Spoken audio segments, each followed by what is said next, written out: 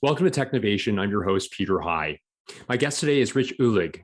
Rich is an Intel Senior Fellow and the Managing Director of Intel Labs, the organization responsible for research and delivery of breakthrough innovations to reshape Intel's future in areas spanning from computing, communication, security, and intelligence systems. He's held numerous roles across his 25 years with the company, including as Director of Systems and Software Research in Intel. Rich is painted in maize and blue, figuratively at least, as he has 3 degrees from the University of Michigan, including a PhD in computer science.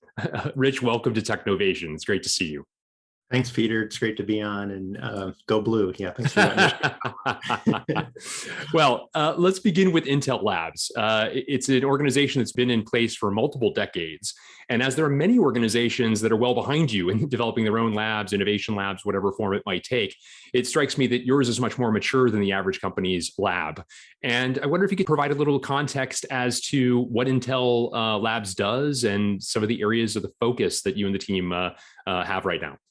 Yeah, sure. So, as you noted, we're Intel's research organization, and it's true, we've been around for many years. The way we think of our purpose is that basically we're here to explore the future for Intel and for the industry. And we have a particular method that we use in our work, and it involves getting outside of Intel. So part of our methodology is we engage smart people in academia, in governments, in industry. And we also do that through sites across the planet. So we're not just in the US, we have sites in Oregon and California, but we're also in India, in China. We have sites in Israel and Germany, and also in Mexico. And this sort of worldwide footprint, it gives us an opportunity to build research relationships at universities and peer research labs, everywhere you can find smart people. And so based on those insights, we then sort of pull the best ideas inside the company, and then we initiate our own original research. And all the while, we're looking for what are the best ideas. We sort of pressure test them, figure out what works, what doesn't work. And because we take a lot of risk, sometimes things don't pan out, and we'll stop those. But we're always looking for the kinds of ideas that can scale. When we test them out. And because in a sense, that's really what Intel does best as a company. Once we're onto an idea, we can really bring it to the rest of the planet. That last bit is where a lot of organizations go wrong in developing their own labs. They become sort of prototype development of a series of prototypes that don't necessarily move the needle.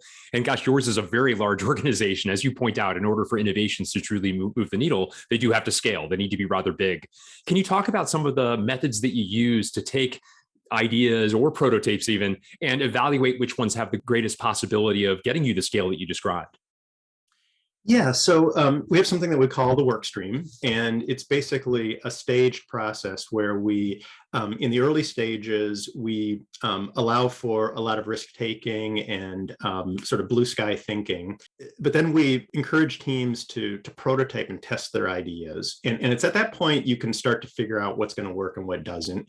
And we're kind of disciplined about it. If an idea isn't going to pan out, we go ahead and stop that project, and we put the resources into the things that are more likely to succeed. And for things that do pass those early tests, that early prototyping tests, we test them in various ways. Is it technically feasible? Is it feasible from a business point of view? And then we enter into another stage where we engage our partners elsewhere in the company. So we'll talk to business unit partners or product team partners and sort of come to an agreement at the beginning of a technology transfer, as we call it, to say, what are we going to do, or what do we need to do for this to be considered successful? And then we go ahead and do it. And at the other end of the process, we decide if the effort was successful with the partnership. And typically what happens is we will ramp down the research investment as the product teams ramp up their investment. And that's kind of a sign of a good technology transfer. There isn't like this chasm that happens, between research and the product teams. And being present at lots of different Intel sites, we're not, some ivory tower at a secluded location. Being present next to other, partners inside the company helps us to do those transfers. And we've had a lot of successes. I mean, you may know about Thunderbolt technology. It's present in every Mac and PC, and that started as an Intel Labs research project. Back when we had lots of connectors on the side of laptops, we had the idea of designing an I/O protocol that would let you converge multiple IO protocols all onto one link. And we did the early research into that, and it became a present now in, across the ecosystem. Virtualization technology would be another example. In fact, that's what I personally worked on early in my career. And now we see that in pretty much every cloud data center. Another example would be silicon photonics, which was early work, goes back more than 15 years in Intel labs. We did sort of the core physics investigation into what does it take to build a hybrid laser, and how do you build silicon photodetectors and light amplifiers, and all those technology ingredients then went into what are now the products for our silicon photonics product division, which is shipping optical transceivers into the market for network communications as well. So that's kind of the methodology, maybe a few examples of where we've been successful in the past. And I know that data is also an area of great interest. Needless to say, it's of great interest across companies. The investment in it, if anything, was also accelerated by COVID-19 across the past year and a half plus. And I wonder if you could draw some perspectives there. I know that from our past conversations, you've been investigating and investing in the intersection between data and AI to find ways to enrich the world. Can you talk a bit about some of what you're seeing there and what you and your team are doing there as well? Yeah, sure. I mean, the big story in computing in the past few years has been that rise of machine learning and artificial intelligence. And it is, just as you suggested, it's data has been the enabler for it. Data and the ability to process that data at scale. And we're all seeing it. There's just more and more data entering into the world all the time. Part of that's because we've just been blanketing the planet with sensors, doorbell cameras and smart speakers and smart factories, self-driving cars. They all have, our sources of data that we can collect. And just, the experience that we've all had, the remote work has led to, a huge infrastructure investment so that we can collect and move more and more data all the time. And so what's really exciting about machine learning and AI is that with all that data, we can draw new insights to do things like optimize business operations or make advances in medicine. If you think about genomic data as a kind of data, getting good at processing that at scale means we can start to implement things like personalized medicine, tuning treatment to the specific requirements of individuals. But despite all that promise, one of the things that we've realized for a while now is that there are a lot of inhibitors to this kind of progress or this kind of insight. Like Stuart Brand, I think it was in the 80s that he said information wants to be free, which is true, because the cost of collecting data and moving it around just keeps going down. But at the same time, there's a lot of reasons why data can get stuck in silos. That can be because of regulatory constraints. Think of things like HIPAA. Because data is valuable, data owners may not want to share it. There's IP value in data. And also sometimes it's just that data is so massive and it's so easy to collect that it is, in relative terms, still expensive to move. You think about all the data we can collect out at the edge, shipping it all to some centralized location doesn't make sense. So data is always going to be sort of distributed. It sort of has some gravity to it, if you like. And so these are both the opportunities with being able to process more data, but also the challenges that we see. And some of the research we've been doing in the labs is trying to look at what sort of technologies can we invent to build confidence that data doesn't get misused. And this is where there's a lot of really interesting architectural and design questions. Well, you're alluding to some of the issues that a lot of organizations must grapple with regarding security and privacy, and some of the complexities that any organization, as they think about the best way of curating and making use of the data of the organization and customer data and so on. Talk a bit about some of your perspectives from that perspective. I know that you've talked about an idea of the trusted compute base, and I wonder if you could talk a little bit about what that means and what's behind it. Yeah, I mean, one of the ways to think about security is to ask how much of the hardware and software in a computing system do you need to rely upon to protect any given bit of sensitive information? And that's where this idea of a trusted computing base or a TCB comes into play. You can kind of think of it as like it's the circle of trust that you have around some sensitive information.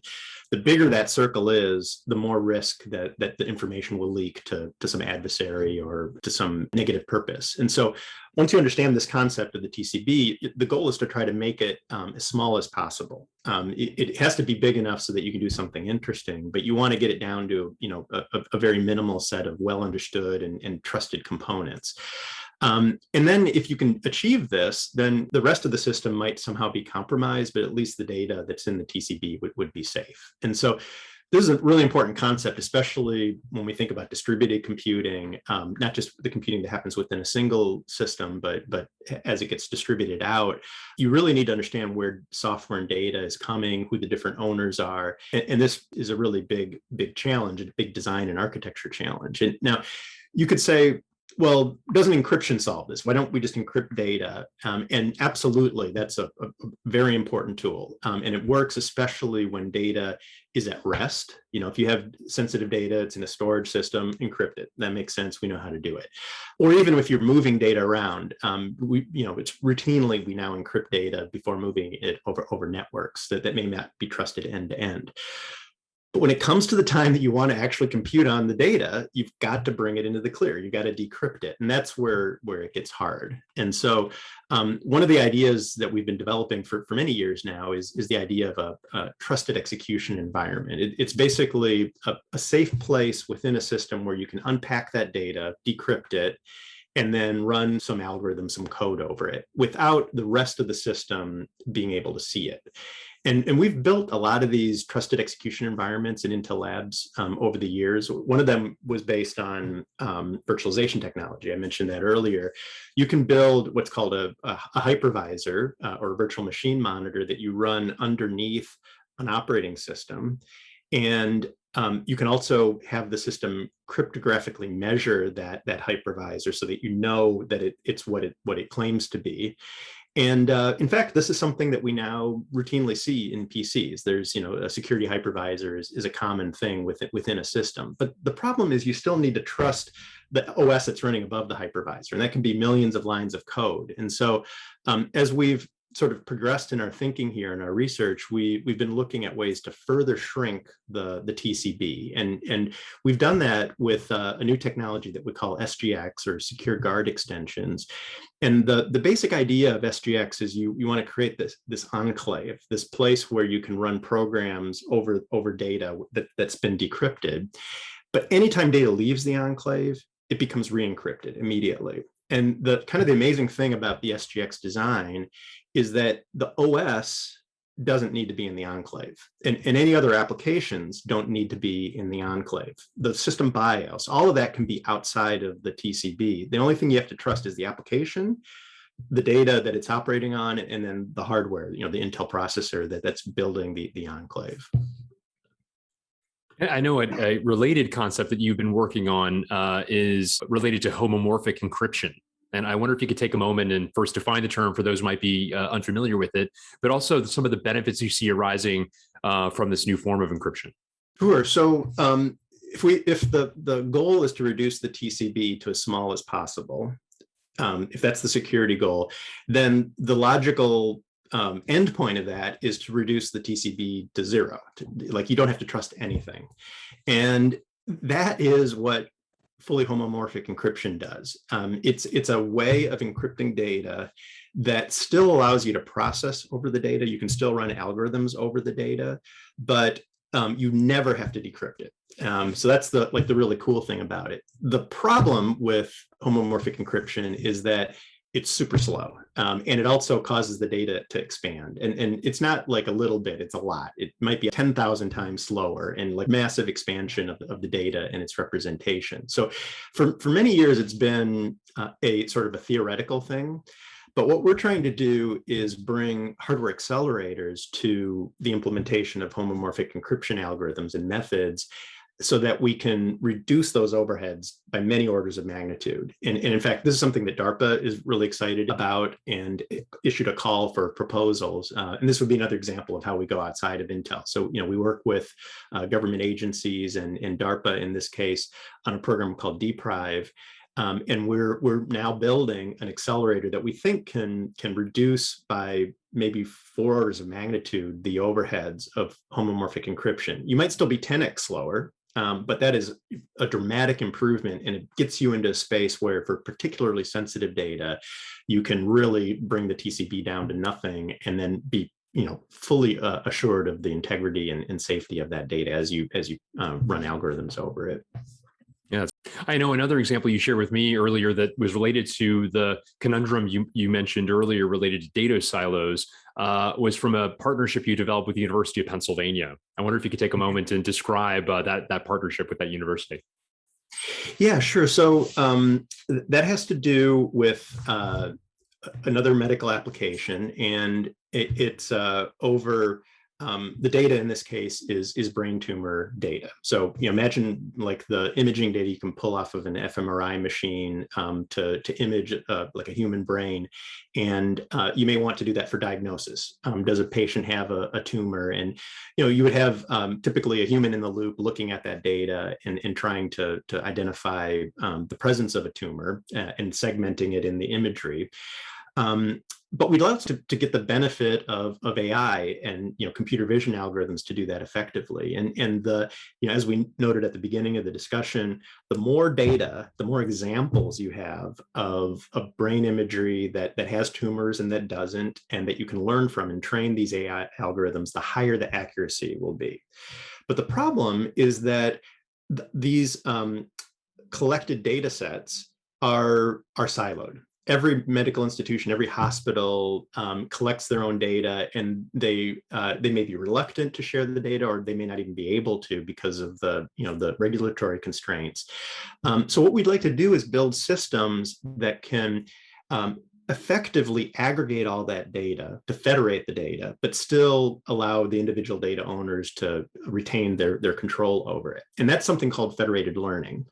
And this here is a place where we can use SGX again, because the basic approach is that the data stays at the different institutions, but we pass around a deep learning model that is the representation of the best algorithm for doing the brain tumor segmentation analysis.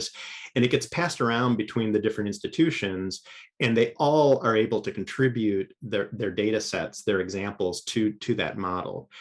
What does SGX have to do with it? Well, the model itself is an important form of data that you want to protect. And you'd like to be sure that it isn't tampered with as you move it from one institution to the next, and just be sure that it'll be protected. And so that's when we take federated learning together with the hardware support of SGX, we're able to achieve those goals.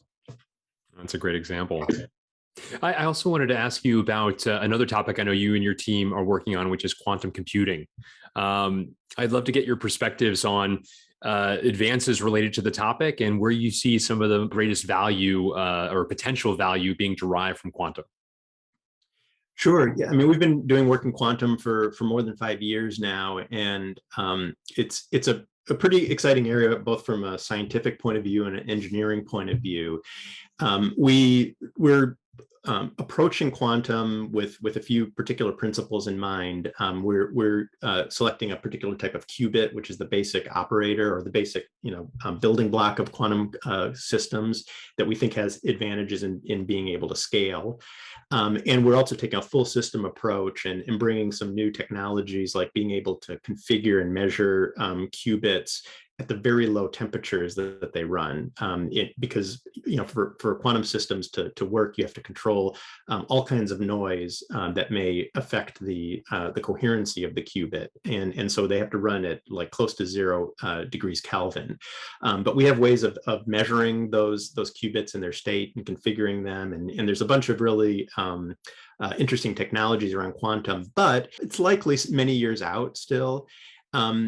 So we sort of have a parallel effort underway where we're looking at one of the applications for quantum computing.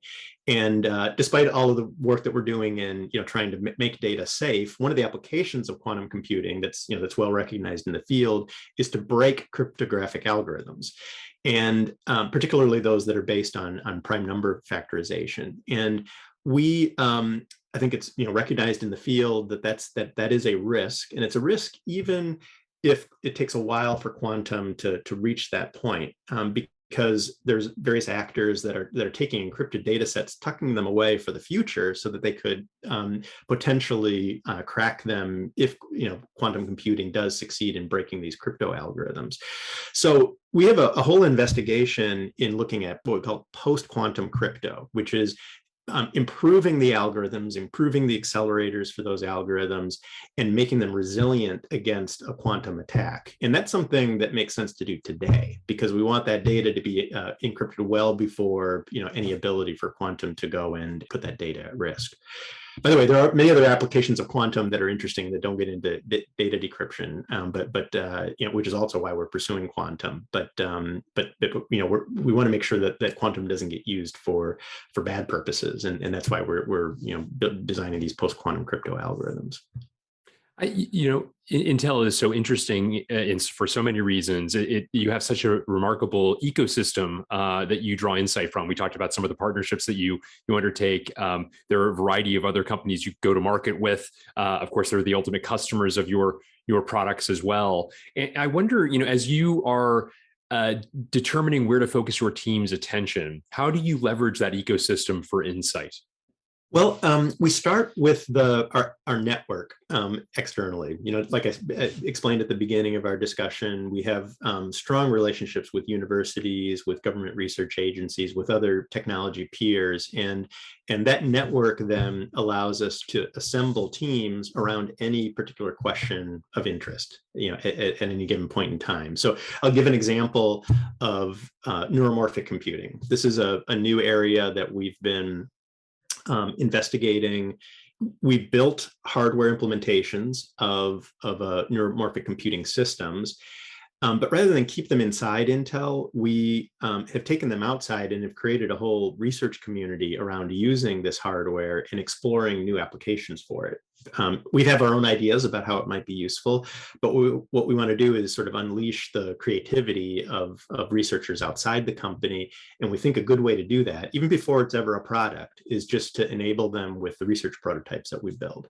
And so, that would be an example of how we activate and learn from our partners outside the company. And that can also be the beginning, if neuromorphic, which is still at a research stage, to be clear, until it has no products in neuromorphic computing. But if it ever gets to that point, we'll sort of have seeded an ecosystem of users that understand what the architecture is good for, and then we can build from there.